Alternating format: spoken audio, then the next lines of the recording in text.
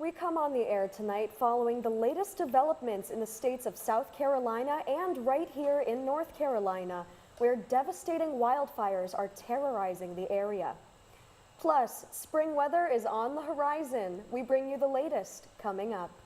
And Pope Francis is still recovering after being severely ill, and we have the details. Plus, the Catholic community gathered today to begin the Lenten season. Our Alexa Beck will join us. And I'm HBO All Access reporter Jake VC live from the Nito and Mariana Cobain Arena and Conference Center, where the men's and women's basketball teams have secured their spots as the #1 seed in the Big South tournament. Here where they're heading next in sports.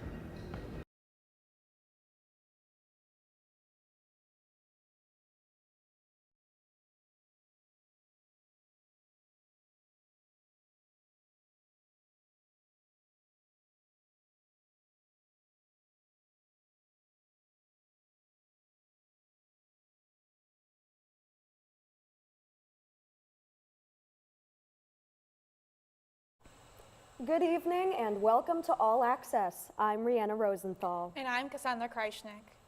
It's been prime conditions for wildfires: dry, low humidity, and strong 40-mile-per-hour winds. Fire possibilities also rose in Virginia on Sunday afternoon.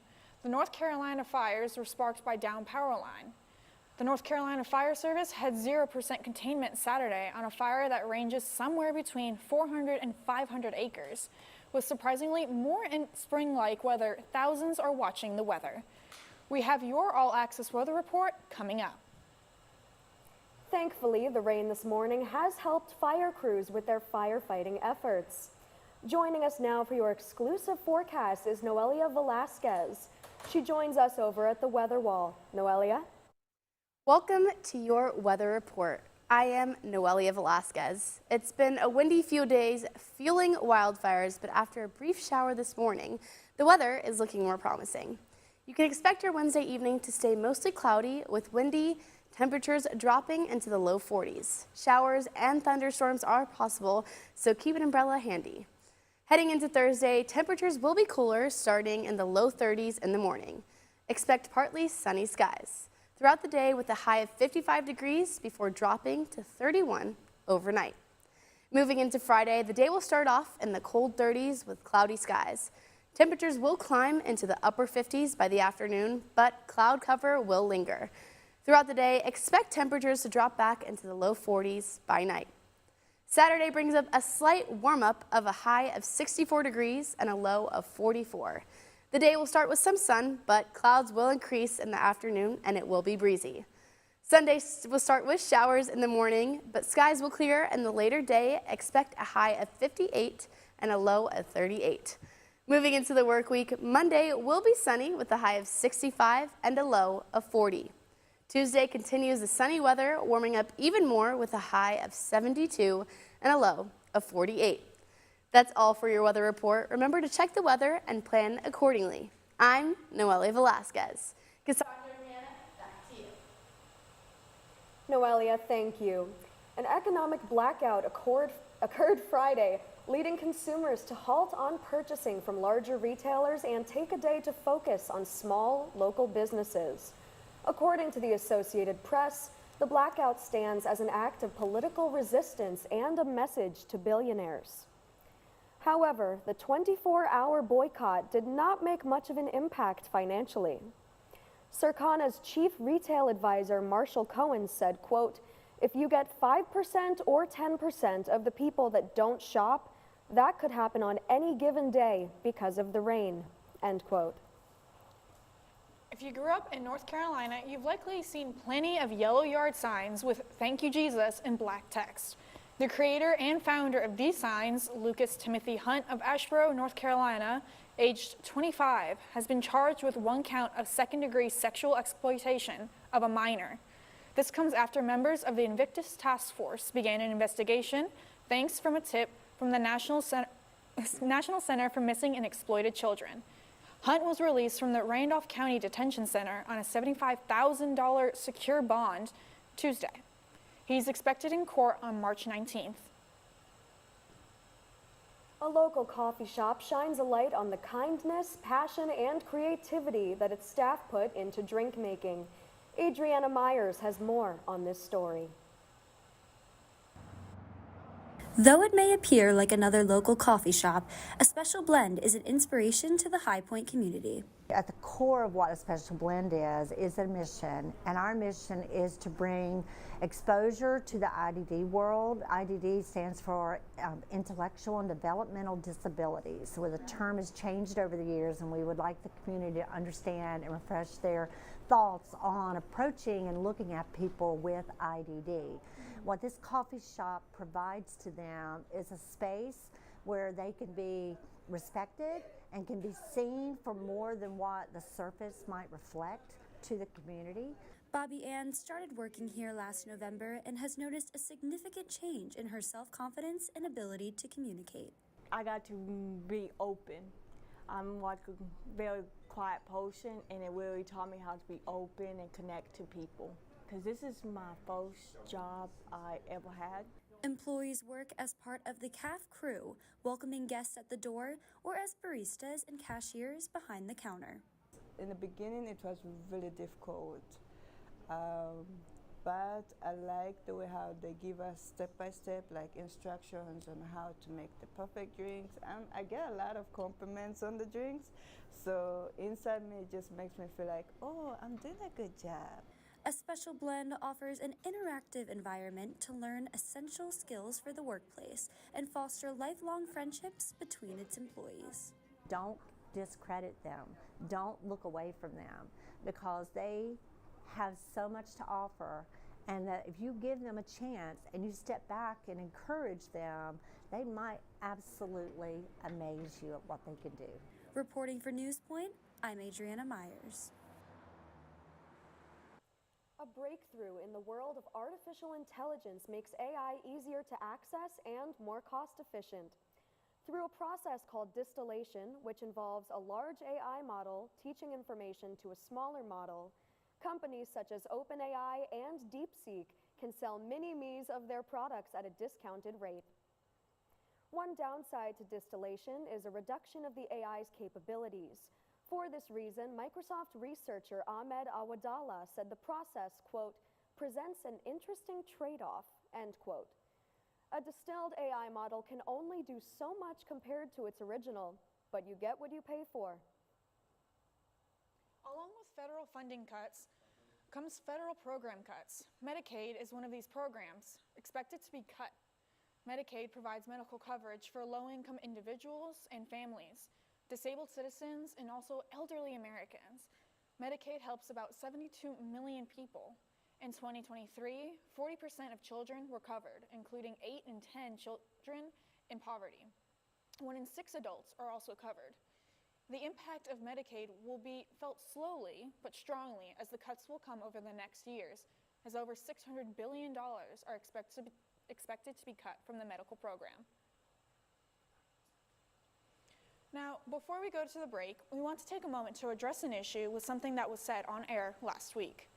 Our Director of News, Jake Vesey, has asked us to relay this message. Quote, here at HPU All Access, our mission is to improve as student journalists and relay both information that happens in our community, but also on our school campus grounds.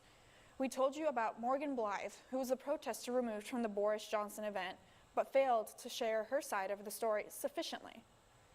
With that being said, she has shared her statement with us, and we want to share that with you as well. The statement reads, quote, I decided to stand up and call Boris Johnson out for his failures, which led to hundreds of thousands of Ukrainians being needlessly used as cannon fodder in what Boris Johnson even claims a proxy war between the West and Russia. Boris Johnson went to Ukraine in April of 2022. He pressured Zelensky to stop negotiations, holding NATO membership like a carrot on the stick, knowing it would result in this tragedy and knowing extending NATO to the borders of Russia would mean stoking tensions toward a nuclear conflict. I asked him if he supported the current American administration and its goals to end the Ukrainian war, or if he supported Daniel Lammy, the UK's foreign secretary, for allegedly attempting to halt peace negotiations last Wednesday ahead of the Trump administration's special envoy. I also called out the ludicrous statements of Boris Johnson calling Putin a maniac and imperialist as many Americans sit and watch how our Western ally Israel has wholly flattened Gaza, resulting in hundreds of thousands of lives, mainly civilians, mostly children. Israel has bombed civilian infrastructure in Lebanon, bombed Yemen and Syria and Iran, all acts that hinder peace in the region. Above all, I did this to try and provoke a consciousness that has been lost on the American public far too often, where we are told who our enemies are, who to hate, and who to point our weapons at, completely absolving our representation from holding diplomatic talks, so no more mothers, whether Ukrainian, Russian, Israeli, or Palestinian, get the notification that they lost their child, end quote. We apologize for this error, and we will grow as journalists as we continue to improve. Coming up after the commercial break, we look into High Point University's spring break off. Also, stay tuned for an update on the world of politics and current events worldwide. All Access will be right back. The fresh hotness is back at Pizza Hut, baby. Detroit-style pizza with the cheese all the way to the crispy edges. Layered with 80 pepperonis. And a savory sauce poured right on top. Go ahead, get yourself some Detroit style. I think I'll send Detroit a thank you card. Dear Detroit, thank you. The Detroit style pizza. Create your own or pick from 3 signature recipes. No one outpizzas the Hut.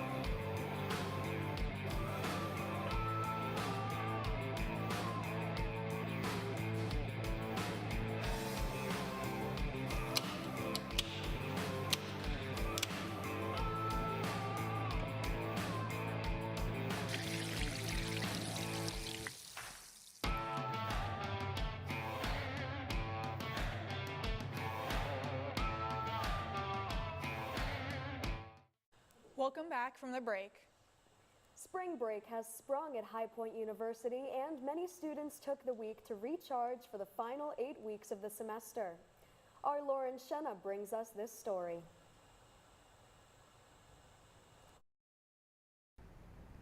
High Point University students are back on campus after spring break. Whether they stayed on campus or went somewhere exciting, every student has a different story. I'm here today to talk with students about where they went and how they feel about jumping back into classes. I went home. I live in New Milford, Connecticut. It was good to see my family.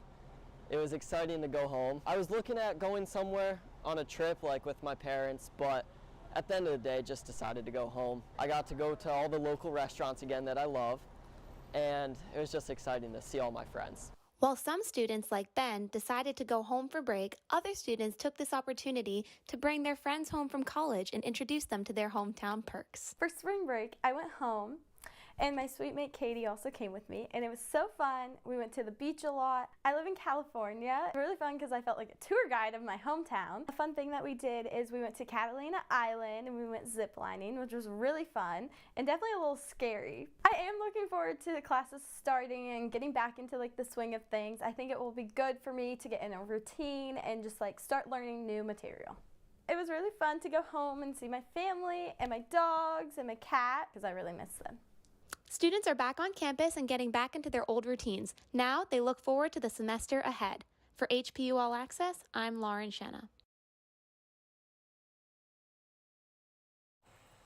Following a measles outbreak in Texas and 3 reported cases in New Jersey, health officials are now confirming that a child in Montgomery County, Pennsylvania, has contracted the disease. Children and infants are among those who are most susceptible to measles. According to ABC News, measles is highly contagious and can stay in the air and on surfaces for 2 hours after being touched by an infected person. The most effective way to prevent measles is by getting 2 doses of the MMR vaccine, which stands for measles, mumps, and rubella.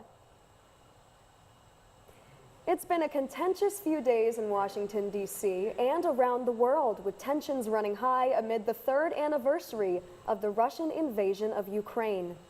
Let's head over to Will O'Brien at the desk for an exclusive politics update. Will?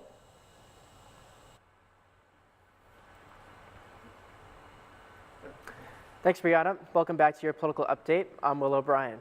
As hard as it is to believe, the world is marking year 3 of Russia's invasion of Ukraine.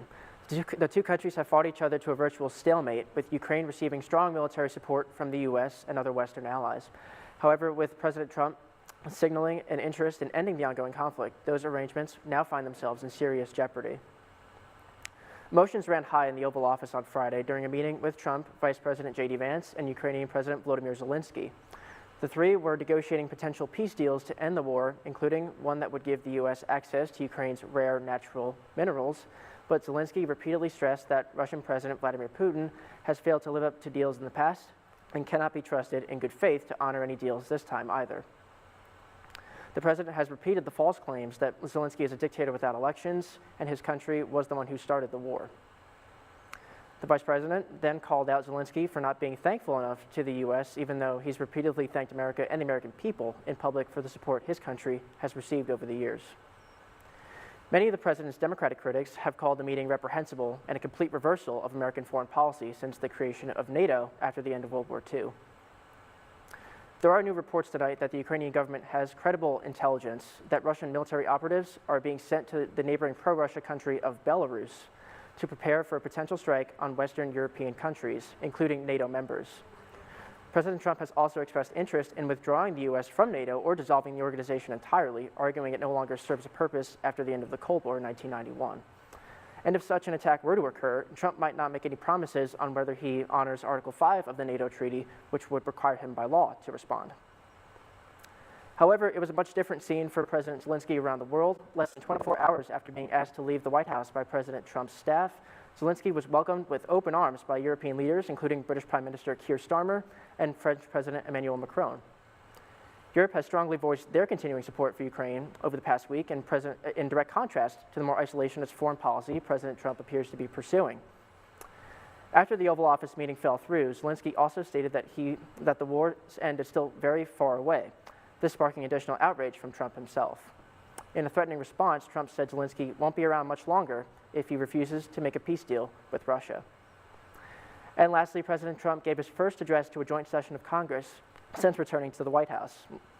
In what turned out to be the longest congressional address in modern presidential history, Trump made no apologies for his first 6 weeks in office, touting his record on lowering illegal immigration, enacting new tariffs, and seeking peace on the world stage. The House chamber was pretty evenly split down party lines in approval and disapproval of Trump's remarks. Just after the speech concluded, freshman Senator Alyssa Slotkin of Michigan, a state President Trump won in November, gave the Democratic Party's response, highlighting how, in their view, the administration's actions are hurting everyday Americans and working-class families nationwide, and how Democrats plan to respond to Trump's policies going forward.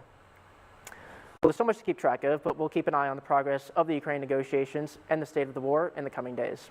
But for now, that's all for your All Access political update. Cassandra, back to you. Will, thank you. Now, in the near 250-year history of the United States of America, there was never an official language. There was never plans for an official language for the United States. Now, President Donald J. Trump signed an executive order changing that this last weekend, signing that English would be the official language. This order reverses a policy issued by former President Bill Clinton requiring agencies to provide interpretation assistance for those with limited English proficiency. 1 in 10 people, a number that has tripled since 1980, are able to speak a language other than English. Trump faces critiques for this and signing in and out of the government. Pope Francis's hospitalization is raising concern, and many are wondering if he will resign from his position. Francis has been battling pneumonia for over 2 weeks at Gemelli Hospital in Rome and was placed on a breathing machine Friday due to complications. Fortunately, the Vatican said Saturday that Francis's condition is remaining stable. NBC News reports that Francis is prone to lung infections after having part of one lung removed in his youth from pleurisy. Supporters from Italy and beyond are praying for the Pope's recovery. When we return from the break, a look into a Catholic holiday and an update on the price of a popular grocery item. All Access will be right back. In Austin, it's 60 degrees with a... Alexa? Amazon's Alexa lost her voice this morning, causing a Alexa lost her voice? How is that even possible? We have the replacements ready, just say the word. And you're sure this is gonna work? Yeah. Alexa, show me a recipe for a grilled cheese sandwich. Pathetic. You're 32 years of age, and you don't know how to make a grilled cheese sandwich. Its name is the recipe, you... Alexa, how far is Mars? Oh, how far is Mars? Well, how am I supposed to know? I've never been there. This guy want to go to Mars. For what? There's not even oxygen there. Alexa, set the mood. Now setting the mood. You're in the bush, and you're just so dirty, and you're so sweaty, because it's hot in that bush. Alexa, reboot. Alexa, play some country music. I don't dance now. I make money move. No, Alexa, country music.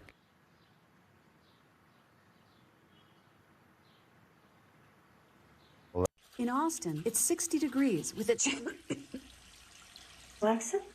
Amazon's Alexa lost her voice this morning, causing a... Alexa lost her voice? How is that even possible? We have the replacements ready, just say the word. And you're sure this is gonna work? Yeah. Alexa, show me a recipe for a grilled cheese sandwich. Pathetic. You're 32 years of age, and you don't know how to make a grilled cheese sandwich. Its name is the recipe, you... Alexa, how far is Mars? Oh, how far is Mars? Well, how am I supposed to know? I've never been there. This guy want to go to Mars. For what? There's not even oxygen there. Alexa, set the mood. Now setting the mood. You're in the bush, and you're just so dirty, and you're so sweaty, because it's hot in that bush. Alexa, reboot. Alexa, play some country music. I don't dance now. I make money move. No, Alexa, country music.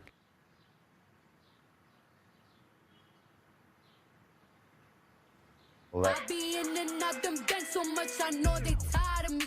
Alexa, call Brandon. I'm afraid Brandon is a little tied up. But do let me know if there's anything I can help you with. Jessica? Nobody does. Good boy. Thanks, guys, but I'll take it from here. Welcome back, and thanks for staying with us. In a recent prediction by the U.S. Department of Agriculture, the price of eggs will continue to ruffle feathers and could increase by 41%. As bird flu cases erupt on farms nationwide, farmers are slaughtering millions of flu-ridden birds, mostly egg-laying chickens, to keep the rest of their flock healthy. To prevent future cases and the loss of more birds and their eggs, farmers are instructing workers to shower, change their clothes, and use a fresh set of tools before entering the barn. Today is Ash Wednesday, a day of fasting and prayer for many Christians around the world. Joining us to break it down is Alexa Beck. Alexa? Thank you, Cassandra. As you may have noticed, I have cross-shaped ashes on my forehead this evening. Today, myself and many Catholic and Christians around the world attended services in honor of Ash Wednesday. This day marks the start of Lent. This is a religious season that consists of 40 days and is considered to be a period of spiritual preparation leading up to Easter. On this day, many Christians receive ashes in the symbol of a cross on their forehead. These ashes come from the burned palms used for Palm Sunday the year before and are meant to be an outward symbol of their faith and desire to repent and believe in the gospel. HPU held 2 Ash Wednesday services today with Catholic Campus Ministries and HPU Chapel, a non-denominational organization. Many HPU students received ashes and took part in this sacred day. At both services, Father Marcel gave a message sharing how people can grow closer to God this Lent. In other news, this Lenten season begins with news regarding Pope Francis's health. The 88-year-old Pope has spent the past 2 weeks in the hospital, and the Vatican announced on Monday that he is suffering from acute respiratory failure. Today, the Vatican shared that the Pope is in stable condition, but still remains in the hospital. However, his condition did not stop him from participating in Ash Wednesday. The Pope also took the opportunity today to call a priest in Gaza. My name is Alexa Beck, now sending it back to the desk.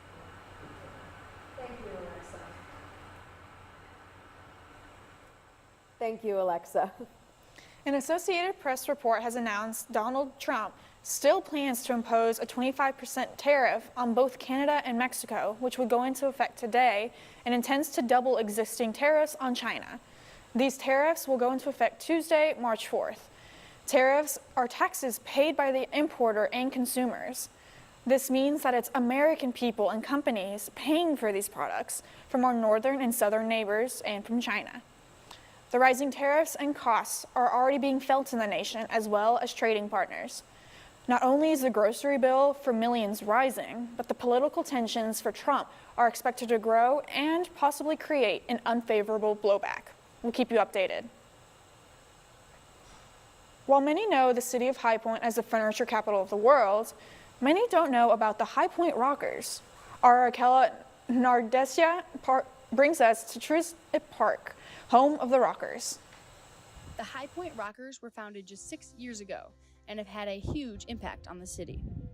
The Rockers have done a lot for the community, and they've given a lot of opportunities to different organizations. High Point University's a cappella groups were able to perform the national anthem at a Rockers game just last month. And it was great publicity for us, and we had a great time because we always love going to the Rockers games.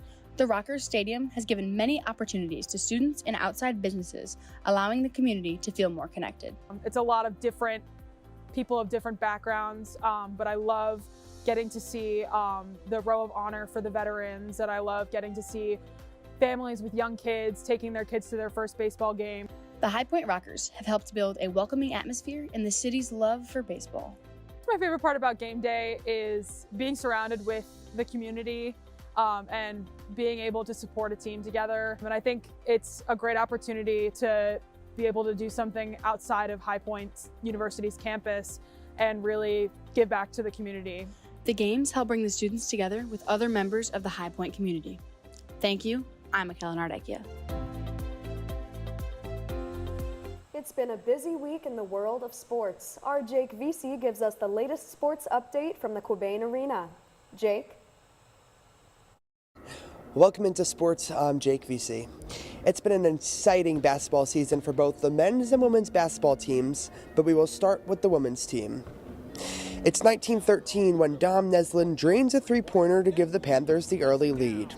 Panthers went into the half leading 34-25. Third quarter, and here's Pashish from the corner to give the High Point the lead, 39-27. Panthers win 72-46 at USC Upstate and secure the regular season Big South Championship. Over to the men's side now, who also enter the Big South tournament as the #1 seed, riding a 10-game win streak. Here against USC Upstate, 35-19 when High Point, Abdullah Thiem hits a big three for the Panthers. They go into the half leading 49-30. Chase Johnson from the corner for the three, Panthers leading 59-35. It's 80-54 now, and Trey Benham with the steal. He finishes with 17 points, 3 rebounds, 3 steals, and 1 assist on senior night.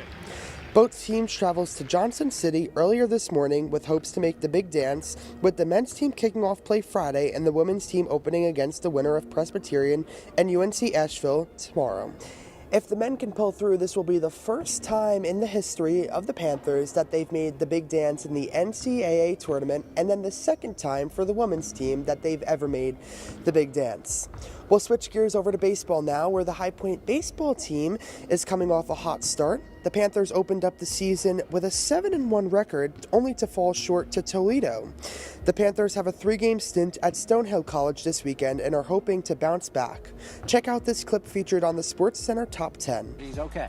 All right, more college baseball. Toledo at High Point. First batter of the game, Cole Cahill to left field. High Point's Christian Smith finding the high point. Okay, High Point with the high point. Exactly, bringing it back. Both the men's and women's track and field teams three-peated at the Big South Indoor Championship on Saturday. Alex Constantinou secured a Big South record, hitting 2.18 meters in the high jump. Sydney Horn brought in her fourth Big South pole vault title, clearing 4.45 meters. And switching gears over to lacrosse now, the men's and women's lacrosse team have had a very rough start to their season.